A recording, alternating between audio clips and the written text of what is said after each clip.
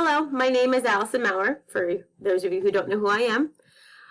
I am currently completing my field placement at a adolescence-based clinic in the Philadelphia area who works with adolescents from age range of 12 to 24 who are at high risk for HIV or have been diagnosed with HIV.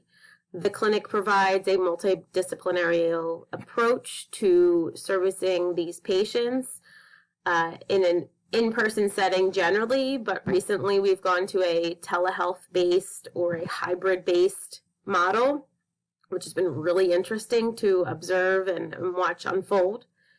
One of the things that I've really enjoyed about this whole field experience is seeing a hospital-based clinic be so flexible, be so heartwarming to understanding the situation that we're all going through and wanting to ensure that I can get my hours in and be flexible with me and having that. It's really been nice to see they didn't just dismiss me. Another thing that I really enjoyed is actually working with the patients. This population, for the most part, comes into clinic and they are pleasant to talk with, pleasant to interact with. They feel safe within their environment where they can be themselves. So it's been really interesting. One of the challenges that I've faced with my field experience, besides conquering my own insecurities and self-conscious items, interacting with the patients and concerned about what impact I'm going to have on them, is finding the balance now. I don't clock in and clock out anymore. I'm finding time between my son's therapy sessions, his academics, my crazy meeting schedule, the patient schedule.